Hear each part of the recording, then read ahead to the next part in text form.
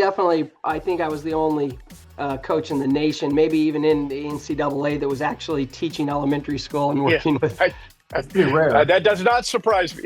There were numerous times I had people come up to me and ask me, how do you work with those sweet little kindergartners and then go down to the college and work with those mean, ornery wrestlers?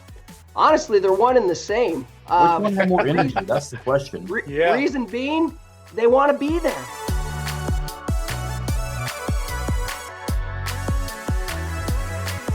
Back again for another edition of the MIAA A-Game Show with Commissioner Mike Racy. And joining us today is the University of Nebraska Kearney Athletic Director, Marc Bauer. Sir, thank you for coming on today. Yes, thank you, Chris. And Mike, appreciate the opportunity to be on the podcast and share. I oftentimes tune into your podcast, and so this is the first time I've been on the other side. Well, we needed some help on the ratings, so we knew that you would boost the folks watching up in Kearney, Nebraska. So we appreciate you being on today, Marc. Definitely. Is that because of my play-by-play experience with the wrestling? Exactly. Yep. Absolutely. We're also trying to solve all the problems in college athletics. So, we've continued on that for 4 years now. So we're still working on that, I guess. Yeah. I don't know how much headway we've made. That's a tall task to try to accomplish. Yeah, I don't know how far we've gotten so far, but yeah, thank you for coming on today. We'll dive right into this. Definitely. Take us through a little bit of your journey to now sitting in the chair that you're sitting in as the athletic director of Nebraska Kearney. Obviously, coach, administrator, working your way up through the ranks. Just take us through a little bit of your background here to get going. I appreciate the question because oftentimes when I get an opportunity to go speak to student groups, student organizations on campus, the professor, whoever it might be that's in the lead, typically asks me, would you just tell your story? And I will tell you, I describe my journey as quite unconventional. By trade, I was an elementary teacher for the first 3 years of my professional career, taught fourth grade, regular classroom. And my wife and I had moved back to Kearney when we first started our careers. And, didn't know where, things were going to end up. We did have opportunities to go back to Omaha after college, but we decided to stay here. In my second year of teaching, I had actually been approached by my team teacher, whose husband was the wrestling coach at the middle school. And I was very focused on my career. Like, we had started a family our senior year of college. I had my degree, I had my job, and I loved what I was doing. I really didn't have a focus on coaching. I didn't really want to pursue it, actually, because I was ready to be done with college athletics when I was finished. I'd put my 5.5 years in, and it takes a toll on the body and the mind. And I just thought, you know what? I enjoy what I'm doing. Let's stay focused here. Anyway, team teacher comes and tells me that her husband's looking at retiring, and this might be a great opportunity for me, who signed a contract for $19,900. That was my first salary. I was taking home about $13,000 a year, which I'm pretty sure that's poverty level. I'm not 100% sure, but yeah, we were definitely living from check to check, paycheck to paycheck. So, they told me if I would consider being the assistant coach to him for a year or two, and he would take me under his wing, that they would pay me a percentage of the base. And so I was like, well, that sounds intriguing, but I'm really focused on what I'm doing. And then they reminded me, at the time, I had a little brother that was 11 years younger than me who was going to be on that middle school team. Anyway, when I went to college, I think he was 7 years old. He does not know me without my wife, which is kind of crazy. Yeah. But I thought this might be an opportunity that I could connect with my younger brother. And so I did. I decided to go ahead and help out. That lasted for 2 years. The second year, I just absolutely fell in love with coaching. I didn't know it was going to open this whole new world to me in terms of teaching differently, because it's just a much different setting than your classroom, where you come in, you sit in a desk, and every once in a while they get out of their seats. And so I thought that was intriguing, and I thought maybe that might be something I wanted to pursue. So ironically, that team went on to become the only state championship team in Kearney High history. And so I feel like I had a little bit of something to do with that, because the guy that was the head coach was a golden glove boxer in his day. And so he even told me many times, he goes, I really don't even know what I'm doing. He goes, I'll let you run the practices and I'll take care of all the clerical duties. So for Great. 2 years, we had a great thing going for ourselves. Anyway, in my third year of teaching, the head wrestling coach at UNK at the time was Jeff Cardwell. Jeff had called me up and said, I'm really struggling with my lighter weights. You were a lighter weight guy. I'm a heavier weight guy. Would you consider coming to UNK and being an assistant coach for me and work with our lightweights? And I said, well, I'm really set on my career. I really do. And so I feel like I was going through this all over again, and to make a big decision. Anyway, at that point, I thought to myself, gosh, my younger brother's going into high school. I'm not going to be coaching him anymore. This might be an interesting opportunity. And I thought to myself, in order to make this work, I didn't know that being an elementary classroom teacher was the right fit at that time any longer, because you really have to devote a lot of your time. My heart goes out to all elementary teachers, especially kindergarten teachers. My land. Wow. They have their hands full every single day, but it just really didn't fit what I was doing. So through a lot of discussion with an advisor here on campus and my wife, I decided to go back to school full time and get my degree. I got an endorsement in K-12 physical education, and I got my master's degree in physical education, the pedagogy of physical education. To make it work, we could not financially just have me quit, but my wife found a job in York, Nebraska, which is about 87 miles to the east of us, back towards Lincoln. And we moved to York in order to make this work. And I was literally traveling between York and Kearney 3 times a week to make this work. And so that kind of set me up to get a job as an elementary teacher in Kearney, eventually as a PE teacher.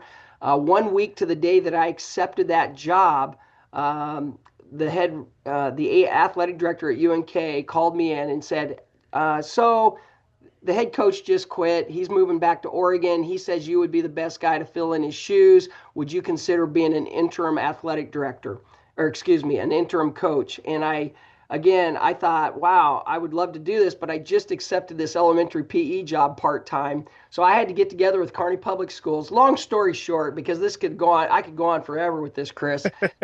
Long story short, I was interim and I became the head coach the following year. And while I was head wrestling coach for 14 of my 17 years, I was also an part-time elementary teacher in the Kearney Public Schools. So I was burning candles and on both ends of the stick, and I just had a lot going on in that time, and I look back and I think I'm glad I did what I did, because it gave me an opportunity to be a coach at a very high level and work with a lot of great people along the way. So that's kind of my story. As far as beginning into becoming an athletic director, it was very similar in that we had dropped some programs here in 2018-19, and I was actually out at the fairgrounds setting up, ready to start a tournament. And I get a call from our chancellor at the time, which was Chancellor Christensen, and he asked me on the spot, he goes, you know what? You know what's going on. You know the coaches. I'm looking for somebody to come in and steady the ship. Would you consider being the interim athletic director? So again, I was in the right place at the right time. And more importantly, Chris, I was what they were looking for at the time. And it's actually worked out really well. A year later, they did not pull the interim tag on me. I had to go through the full-blown interview process. I think I had 9 interviews in 2 days. And but at the end, getting this, moving into this position gave this athletic department an opportunity to kind of steady things out a little bit and make sure we weren't going to lose a lot of coaches and that we didn't have a lot of turnover, despite having to cut some programs. Hey, Marc, your background, obviously when you were head coach at UNK and competing for national championships, I'm guessing you may have been one of the only head wrestling coaches in the country teaching elementary school at the same time. That's amazing. But how do you think two things. How do you think being a coach has helped you be a better AD? And how do you think that having your doctorate degree has made you a more effective leader for the athletics department? Yeah. Um, as far as how it's impacted me as an athletic director, um, what was your first question, Mike? Well, I think you're unique as an AD where you have coaching experience Yeah. and you also have your doctorate degree. So I'm interested in kind of how both of those areas help you be an effective leader for UNK. Yeah, I think I was the only coach in the nation, maybe even in the NCAA, that was actually teaching elementary school and Yeah, working with. I, That's pretty rare. that does not surprise me. There were numerous times I had people come up to me and ask me, how do you work with those sweet little kindergartners and then go down to the college and work with those mean, ornery wrestlers? Honestly, they're one and the same. Which one had more Reason, energy? That's the question. Yeah, reason being, they want to be there. They, Yeah. yeah, they want to be there. When a little kid walks into a gymnasium and they can run and play and have fun with their friends, they want to be there. College wrestlers, although it's grueling, it's tough at times. It's something that they want to do. It's something they want to excel at. So they put a lot of time into it, obviously. The doctorate piece is an interesting one. I have a doctorate from Creighton University in interdisciplinary leadership. And at the time, I think when I came in, Josh Looney was in the exact same program who was yeah. at Northwest Missouri State. And actually, Andy Peterson, we all kind of came in and started at the same time. And Andy Peterson was working on his doctorate as well. All three of us were working on doctorates in leadership. And I think for us, and especially for me, it really gave me, 5.5 years where I really dove into leadership and really to better understand what it means to be a great leader and how to work with people. I think that's one of the things I take away from my teaching experience as a coach. I think I understand the importance of how to inspire student athletes to excel at a high level, and yet understand that you're going to go through some rigorous training. How do we balance the student in you with athletics? And I feel like it gave me an advantage on how I worked with the student athlete. And again, I think that's what the leadership training did as well.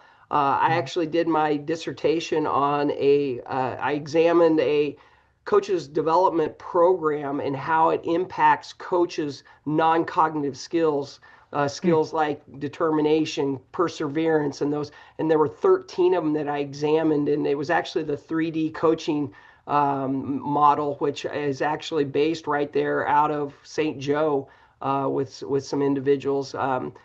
So that was actually just, an amazing experience. Now, how has that impacted me as an athletic director? I will tell you this, and I've told a lot of people this on campus. For what it's worth, when there is a decision to be made, Mike, I just automatically look through a lens of how is this going to impact our coaches? How is this going to impact if I was the coach, what would I be thinking? And I feel like because I've gone through so many different experiences over 17 years of being a head coach, I always look at it like, coaches positioning and protecting their programs. And that was one of the things that I bring with me is, how are these coaches going to react to certain situations? We're going through a structural deficit budget cut right now. And that's one of the things that we're doing is, what are our coaches thinking? How are they able to trim back their budget when they don't have a big budget to trim back in the first place? Or do I need to change my way of thinking as a leader and how to and do more of a blanket approach to the athletic department, whether it's the coaches and their programs or it's me and the athletic department? Where can we work together to solve this problem? And so again, I feel like a little bit advantage Marc Bauer in terms of at least being a coach and understanding what our coaches are going through. And so I think they're more at ease with that a little bit sometimes, as opposed to just being an administrator and never coaching and looking through that lens of, it wouldn't be so much how it impacts the programs and the student athletes, but how does that impact the entire university? And that's just a broader perspective as an Yeah. administrator. Yeah. No, I would guess the coaches would appreciate that environment of, having someone in a leadership role for the department that has has lived in their shoes and has experienced what they experienced, and then having you look out for the greater good. So I'm sure that's real positive. Marc, you talked a little bit just there about some of, being the leader through some of the challenging times too, whether it's budgets, whether it's, just ups and downs that different sports go through. What is the approach you take with the athletic department for being competitive in all the sports, despite, outside forces that you guys really can't control when it comes to financial things across not just UNK, but across college athletics, but also, stuff internally that you guys have to work through as well to keep that competitive nature going? I think back through my training, and I don't know how many research papers I read and books I read over the course of 5.5 years, but there's a gal by the name of Catherine Booth, who co-founded the Salvation Army, and one of her quotes is, "Disruption is not a threat, it's an invitation." And I think through all the challenges that I may have with coaches, I may have with student athletes, that we may have just internally within the athletic department or broader the campus. Now take that even more and expand it into the NCAA and what's going on in the NCAA right now. I have to remind myself, I have to remind our coaches that although we are going through a tough time, there is opportunity. There is great opportunity here. There's great opportunity for the MIAA. There's great opportunities for the institutions in the MIAA when it comes to the level of disruption that's actually happened. It gives us an opportunity, Chris, to pivot, not shut down, not go curl up in a corner and just think, oh man, this is, we can't get through this. But rather, how can we come together as people and come to some agreement or some decisions that, like Mike said, is for the greater good.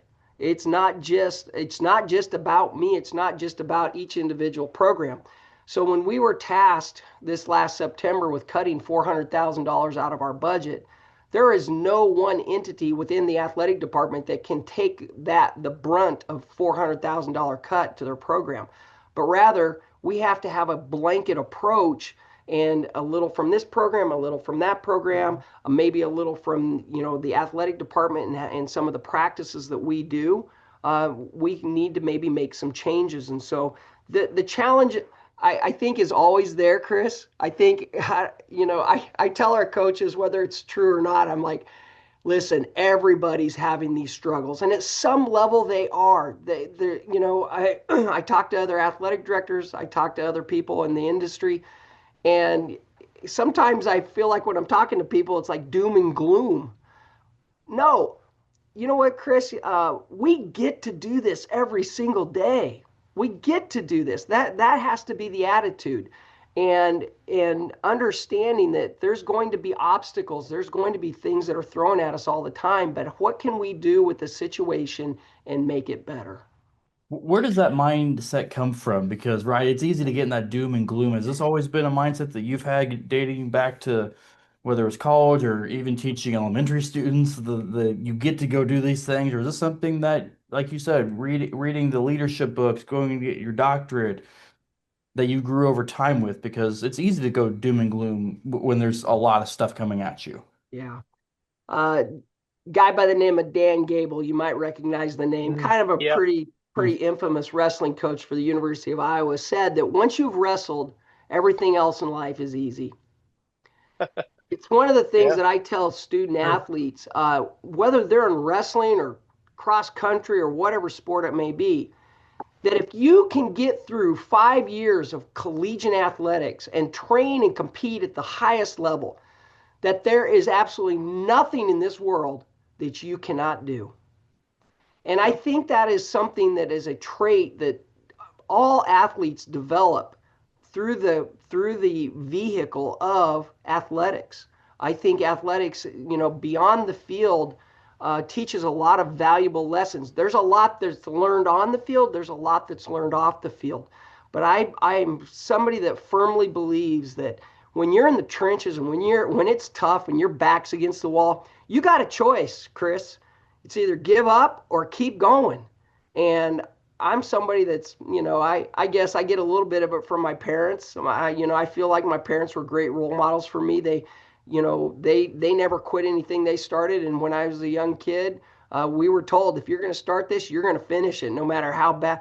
It's one of the things that I'm really challenged with about the portal. I get it. And there are some student athletes that may not have a great experience, and I understand that that's a good option for them. But on the other hand, listen, we had a young man on our football team last year that is on his fourth four-year institution. We are doing a disservice to those kids because it doesn't, they don't have to dig in. They don't have to put up with it, because if I'm not happy, I'm just going to leave. And again, I think it sets them up for failure. I think and it would be interesting to see where this takes some of these student athletes long term, beyond college athletics, beyond college. What are they going to do? How are they going to react when they're faced with reality? When they're faced with reality, when they're in the real world, right? They're fairly well protected when you're still in college, and when they get out there in the real world, it changes, as we all know. Marc, I'm glad you said that about the transfer portal. And I think what gets lost in some of this disruption that we've talked about, and the easy movement for student athletes from school to school, excuse me, what we're losing is really that affinity or that connection a student athlete has to their alma mater. Yeah. And when you jump around like that, you're not going to have a school where you're a Hall of Famer, or a school where you can go back to campus at homecoming and everyone knows you. And I worry that too many of our young people aren't thinking far enough down the road of what earning a degree from this institution could mean for you, the connections you could have, the life-changing network that is in front of you. And it seems to be easily disposable in kind of our current environment, where if I'm here for a year, I'll just go to the next school. And at some point, you're out of eligibility and you really haven't put roots down anywhere. Yeah. Mike, I take that a step further as well. We've got some coaches that get upset when they lose a student to the portal, but yet we have coaches that do the same thing. Right. Like this coaching carousel, we like to call it, where they're always looking for the next best thing or the greener pasture. And at the end of the day, when you talk about that longevity, same thing with coaches. Like, I felt like as a coach that my coaching the program, I felt like that was my masterpiece. Like I put a lot of blood, sweat, and tears and everything I did into that program. I financially funded a lot of things that we did myself, just because I knew the importance of what we needed resource wise.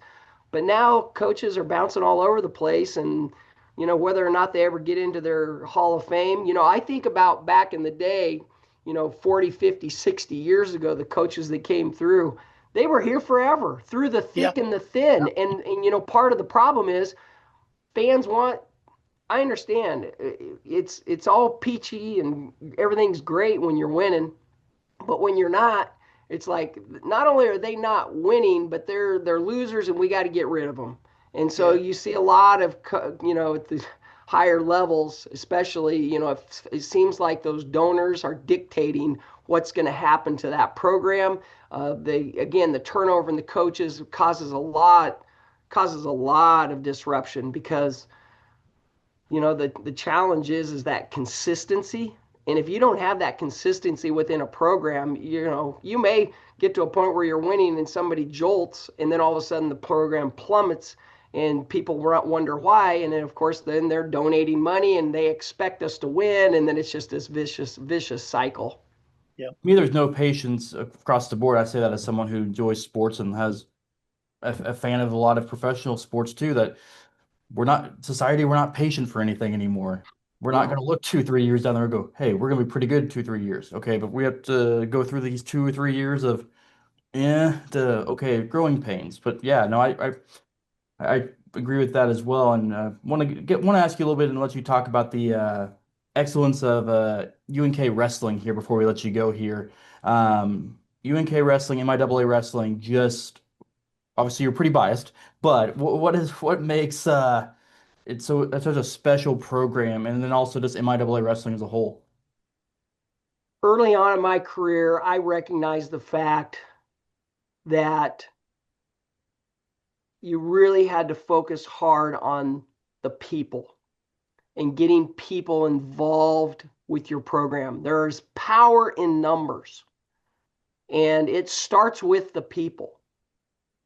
You've got to grow your fan base. You've got to grow your clientele. When I say clientele, I'm talking about fundraising, not just your donors, your alumni. I'm talking about running large tournaments. I'm talking about running large camps, because you put out a good product, and all of a sudden people are going to be like, oh man, it's like it just by word of mouth, it just infiltrates everywhere that you need to go to UNK's camps. You need to go to, their tournaments, because you're supporting a collegiate level program.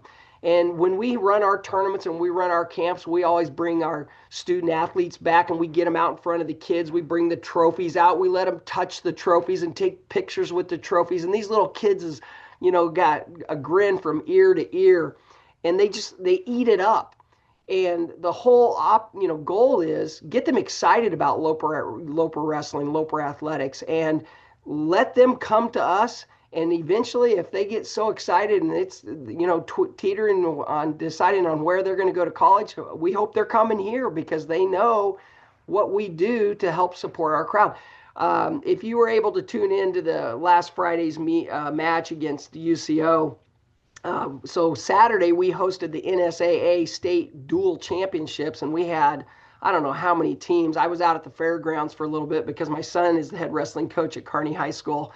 And I'm telling you, the place was absolutely just packed wall to wall with people. Well, the night before we hosted the duel, so we sent emails out to all the coaches and teams and said, come see two of the top teams in the nation battle it out during the regular season.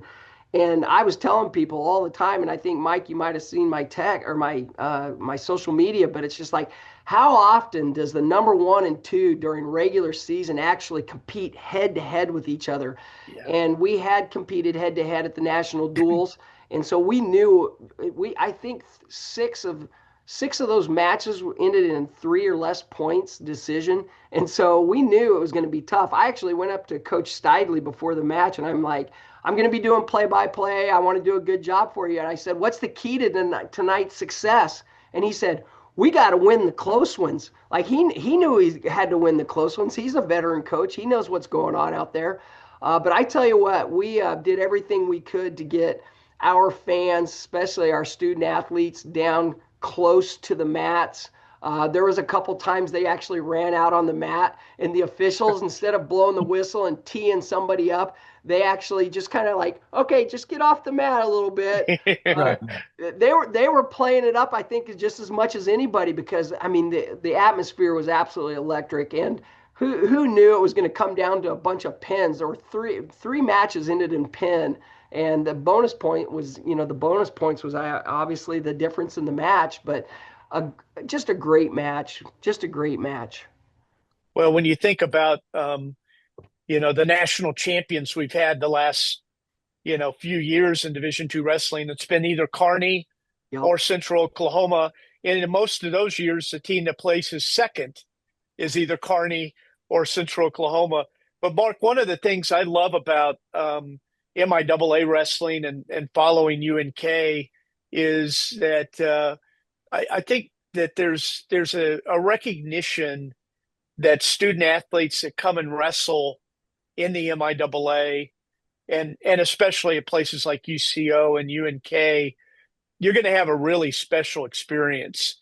And I point to as an example, UNK went and wrestled at Iowa State this year, and what a special experience for a young man to have as a top Division II wrestler, to be able to go and wrestle in that environment. Well, talk about that match and what that meant to UNK's program.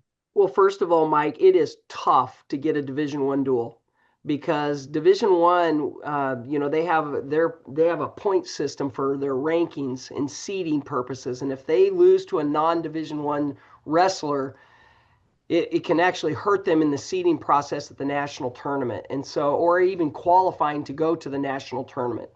And so that in and of itself is a challenge. I will tell you this: after every one of these Division I duels, I actually head over and I talk to the coach and I thank them for stepping outside of that mold and Yep. actually competing against us, because it's one of the things I have learned, that if you lose during the season, in a wrestling match, it really doesn't affect you long term. It can affect you a little bit as it affects a team rate ranking. Yep. But one of the things that we sell to our student athletes is that we will have you competing against the highest level, not just in Division II. We're talking all college athletics, which for us is Division I. And so giving them that, or providing that opportunity for them, is actually something that I think is a recruiting advantage for us at some point, but also an opportunity for them to find out where they're at in terms of their own technique and their skill level, and so on and so forth. It's just a great learning opportunity for our student athletes. Get you out of here on this question here. We've talked a little bit about the challenges of college athletics, but why is it a good time for UNK and the MIAA? And I don't know about Mike, but most of this conversation made me feel like I can run through a wall. Just how the optimism and the positivity that you're shining through. That I won't run through the wall because I won't make it that far through it. But just what is why is it a great opportunity right now for Nebraska Kearney as well as the league itself? Chris, you brought up a great point. It's real easy to get negative. It really is. Because we're so protective, right? We have what we have. We want to take care of it. One of the things we don't want to show our coaches is that we're going backwards. We want to continue to excel at a high level, which basically means we need the resources that we need to compete at a high level. And so the challenge is there. I have some anecdotal evidence of one in particular thing that is happening that we're benefiting from because of what's going on in Division I. And when I say what's going on in Division I, I'm talking about the profit sharing. I mean, obviously the lawsuits that have led to profit sharing, the high level NIL, and whether it's being policed really well or not. Don't know. I know that does impact us at the Division II level, because you got some of the lower level Division Is that are throwing $1,000 or $2,000 NIL at some of our student athletes and nabbing them up. So one of the things that we have noticed, we have three Division I schools in Nebraska: University of Nebraska Lincoln, University of Nebraska Omaha, which I sometimes forget. I actually went to school there, but sometimes I forget that. And then Creighton University. Our head cross country track and field coach, Brady Bonzel, told me, and this just happened within the last month. He said to me, I have student athletes that are looking at coming to UNK that before this roster cap that's taking place. He goes, I would have never have been able to even talk to some of these kids, and their marks are off the board charts. So he's like, I'm like, so do you see that as being something that's a benefit? And he's like, yeah, I'm going to be getting some of these kids. The other thing that we notice as well, and this is just in the wrestling world, potentially football world for our football program as well, is that these walk-on programs are going to disappear because they have roster caps. And so we're going to have kids looking at coming to UNK that potentially we may not have had previously. It's tough for us to compete against the Division Ones. Obviously, I think all Division Twos have a tough time competing. But here in Nebraska, I mean, everything's red. There's a lot of red everywhere. You look at those little kids when they run outside for recess during the wintertime and they're all wearing a big red coat with an N on it. These kids grow up wanting to be Huskers. There's nothing wrong with that. But you know what? We feel like we have something special right here in Kearney, Nebraska, at the University of Nebraska Kearney that we can offer student athletes. And to get in front of them when they're younger is really important. But I can see what Brady's saying, Coach Bonzel, is that we're going to benefit from some of what's going on, and we're already starting to see the effects. I would agree, Marc, that if we glass half full, glass half empty. We need to keep a positive mindset that there is a lot of disruption, a lot of change. It can be frustrating. It can make you anxious. But if we stay focused on our mission and true to our values, I think it creates the type of environments that allow our programs to be successful, our student athletes to have great experiences. And the thing I'll add, Marc, is one of the great things that we have going on in the MIAA is that geography still matters. We are pretty laser focused on the teams or the schools that we want to bring in and add to the MIAA. They need to bring value, and they also need to fit within our geographic footprint. We want our fans to be able to drive and go to a football game or a basketball game. Now, I know with Kearney and Hayes, some of our Oklahoma schools, you're on the border. And so, to drive is a little further for you guys. But I think that's one benefit that we have in the MIAA is that geography still matters.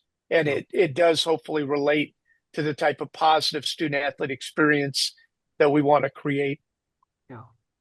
No, you're absolutely correct. And, speaking of value, one of the things I feel very fortunate right now, you probably all know that Chancellor Christensen retired a little over a year ago. As an interim, they brought in Dr. Bisick, senior provost, who had actually retired. So they brought him out of retirement. And then they ended up going through the interview process, and they ended up hiring Dr. Neil Schnorr. And I tell you what, he has been again somebody that's an advocate and values athletics to the point that he restructured his leadership team to include athletics, which is outstanding because now it gives athletics an opportunity to understand the internal workings of what's going on, especially during such a tough time with some budget cuts that we have going on, as opposed to just bringing in the athletic director, sitting them down and saying, okay, this is what you need to do. Now it's like, I understand why we need to do it. And we didn't have that to our, it wasn't available to us prior to Neil Schnorr coming. So been very pleased with him, his leadership. It's very participative in that his leadership team. He loves big ideas. He loves exploring big dreams, and he encourages it, and he understands this disruption that we're going through. And I think when he came to the national convention in January, I think it kind of took him back a little bit, that some of this stuff was actually going on, whether it's NIL or portal or whatever it might be. I think at the time there was like almost 11,000 football players in the portal. And statistically, 30% of them find a place to go? I mean, it's just unbelievable. And to have somebody who I think was in tune to what's going on, but yet to sit through some of those meetings with the CEOs and the athletic directors and hear it firsthand, I think it was a little bit of a shock. Yeah. Well, I look forward to working with the new chancellor. I've had the chance to be around him a couple of times. Obviously, was with him at the NCAA convention. I'm impressed and got a great leader for not just UNK, but the community of Kearney. And we're fortunate. We've got great ADs and great presidents in this league. And hopefully will continue to lead the way for Division II. Definitely. I got the opportunity to go down to Lincoln this last week and speak to an audit committee, and one of the board of regents asked me, "What keeps me awake at night?" Thought it was a great question, but I'm Yeah. like, what doesn't keep me awake at night, right? There it is, yeah. I think we're all by nature problem solvers, trying to figure things out, and it's tough sometimes, right? We get thrown on tangents, and you feel like you got something figured out, and then all of a sudden you get whipped back the other direction, and again, these challenges we will get through this. I mean, there's no doubt about it. It's just, what's it going to look like when we're all said and done? And I don't know when all said and done is. I just know that it's a volatile time right now with the NCAA, and our future right now for us is very focused on the MIAA and what's going on in the MIAA. Mike, it's one of the things I love most about your leadership is that you're always looking forward. You're a forward thinker, you're a forward looker, and you're always thinking, what can we do to lead Division II? And I truly believe there's a lot of great leadership within the conference that's going to help guide us down that path. Mike, did you write that Marc, down? it's been great having you. I appreciate you coming on today. Chris, I'll let you close out. I was just going to make sure, Mike, you wrote that compliment down. That way you can walk around with those things, like, see what everybody's saying about it? Yeah. This isn't the first, Chris, this isn't the first time I've said that. No, and I'm sure it hasn't I mean it been. wholeheartedly. No, Marc's a great friend, and but I will be pulling that quote out and Yep. posting it on social media. Yep. Gonna get t-shirts made and everything. Marc, we'll get you out of here now. I gotta ask though, you talked about going from kindergarten PE to college wrestling practice. Which energy was more exhausting? Or are they about the same amount of energy level that you're at the end of the day, you're like, okay, kindergarten won today? Or which one was more exhausting at the end of the day? Chris, I have not stepped foot on a wrestling mat in terms of, I have not physically wrestled since 2007. And like I said, the body doesn't hold up. It's a young man's sport. And so when I sidestepped to go teach, work on my doctorate and all that good stuff, and I allowed Dalton Jensen and Andrew Sorensen the opportunity to take this program over, it could not have come at a better time. Those little kindergartners require a lot of attention and help. But you love their eagerness, you love their innocence, because they don't always know what's going on in this big, crazy world. Right. But yet it gives me an opportunity, it gives people the opportunity to be a positive influence in their lives so that someday they can become a Loper.